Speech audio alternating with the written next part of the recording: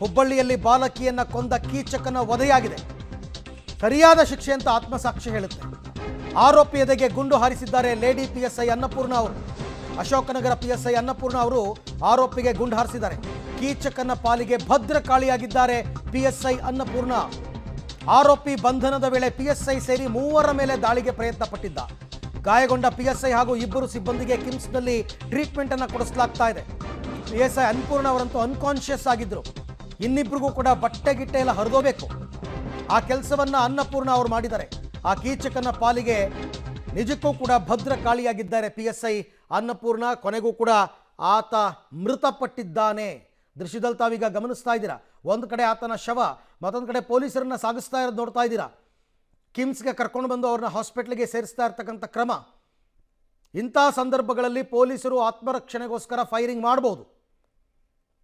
ಇಲ್ಲ ಅಂತಂದರೆ ಅವನೇ ಇವ್ರನ್ನ ಹೊಡಿತಾನೆ ಅಂತಂದರೆ ಏನು ಮಾಡೋಕ್ಕಾಗುತ್ತೆ? ಬೇರೆ ದಾರಿ ಇಲ್ಲ. ಹಾಗಾಗಿ ಆತನ ಮೇಲೆ ಫೈರಿಂಗ್ ಆಗಿದೆ. ನೋಡಿ, ಇದೇ ರಿವಾಲ್ವರಲ್ಲಿ ಅವ್ರ ಕೈಯಲ್ಲಿತ್ತಲ್ಲ, ಅದೇ ರಿವಾಲ್ವರ್ನಿಂದನೇ ಹೊಡೆದಿರೋದ. ಸಾಮಾನ್ಯವಾಗಿ ಕಾಲಿಗೆ ಗುಂಡು ಹೊಡಿತಾರೆ, ಆದರೆ ಆತ ನಖರ ಮಾಡಿದ್ರೆ ಅದು ಗುರಿ ತಪ್ಪಿ ಎಲ್ಲಿಗೆ ಬೇಕಾದ್ರೂ ಬೀಳ್ಬೋದು. ಆ ಥರನೇ ಏನೋ ನಡೆದಿದೆ. ಹಾಗಾಗಿ ಆತನ ಎದೆಗೆ ಗುಂಡು ತಗಲಿದೆ. ಗುರಿ ತಪ್ಪಿ ಆತ ಮೃತಪಟ್ಟಿದ್ದಾನೆ. ತೀವ್ರ ರಕ್ತಸ್ರಾವವಾಗಿತ್ತು ಆತನಿಗೆ. ಆತನನ್ನು ಹಾಸ್ಪಿಟಲ್ಗೆ ಕರ್ಕೊಂಡು ಬರಲಾಯಿತು. ಕರ್ಕೊಂಡು ಬಂದಿದ್ದರೂ ಕೂಡ ಟ್ರೀಟ್ಮೆಂಟ್ ಫಲಕಾರಿಯಾಗದೆ ಆತ ಮೃತಪಟ್ಟಿದ್ದಾನೆ. ಆತ್ಮರಕ್ಷಣೆಗಾಗಿ ಗುಂಡು ಹಾರಿಸಿ ಕೊನೆಗೂ ಕೂಡ ಆ ಮಗುವಿನ ಪೋಷಕರಿಗೆ ನ್ಯಾಯವನ್ನು ದೊರಕಿಸ್ಕೊಟ್ಟಿದ್ದಾರೆ. ಮಗುವಿನ ಸಾವಿಗೆ ನ್ಯಾಯವನ್ನು ದೊರಕಿಸ್ಕೊಟ್ಟಿದ್ದಾರೆ ಪೊಲೀಸರು. ಈ ಬಗ್ಗೆ ಮತ್ತಷ್ಟು ಮಾಹಿತಿ ನನ್ನ ಕೊಲೀಗ್ ಸುನಿಲ್ ಅವರಿಂದ ಪಡ್ಕೊಳ್ಳೋಣ. ಸುನಿಲ್, ಈತನ ಪತ್ತೆಗಾಗಿ 5 ತಂಡಗಳ ರಚನೆಯಾಗಿತ್ತು. 4-5 ತಂಡ ರಚನೆಯಾಗಿತ್ತು. ಅದಾದ ನಂತರ ಇಲ್ಲಿಯ ತನಕ ಏನೇನು ನಡೀತು ಇನ್ಸಿಡೆಂಟ್ ಅನ್ನೋದನ್ನ ವಿವರವಾಗಿ ಹೇಳ್ಬೋದಾ ಅಂತ?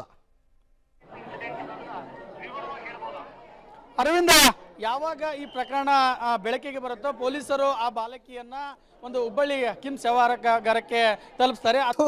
ನಿಮ್ಮ ಈ ತರದೆಲ್ಲ ಇದರ ಜನ. ಅದಾದ ನಂತರ ಒಂದಿಷ್ಟು ಪ್ರತಿಭಟನೆಗಳು ಠಾಣೆಯ ಮುಂದಾಗ್ತವೆ. ಅಶೋಕ್ ನಗರ ಪೊಲೀಸ್ ಠಾಣೆಗೆ ಎನ್ ಶಶಿಕುಮಾರ್ ಅವರು ಭೇಟಿ ಕೊಡ್ತಾರೆ. ಅಲ್ಲಿಂದ ಒಂದಿಷ್ಟು ತಂಡಗಳನ್ನು ರಚನೆ ಮಾಡುತ್ತೆ. ಅದರಲ್ಲಿ ವಿಶೇಷವಾಗಿ ಅಶೋಕ್ ನಗರ ಠಾಣೆಯ ಲೇಡಿ PSI ಅಂತ ಅನ್ನಪೂರ್ಣ ನೇತೃತ್ವದಲ್ಲಿ ಒಂದು ತಂಡವನ್ನು ರಚನೆ ಮಾಡುತ್ತೆ. ಆ ತಂಡದ ಒಂದು ಕೈಗೆ ಈ ಒಂದು ಆರೋಪಿ ಸಿಗ್ತಾನೆ. ಸೊ ಇದು ಈಗ ಕಮಿಷನರ್ ಅವರ ಒಂದು ಸುದ್ದಿಗೋಷ್ಠಿ ಆರಂಭ ಆಗ್ತಾ ಇದೆ. ಅರವಿಂದ್, ಈ ಕಣ್ಣಲ್ಲಿ ಇನ್ನೂ ಏನೇನು ನೋಡ್ಬೇಕೋ ಕಾಣೆ.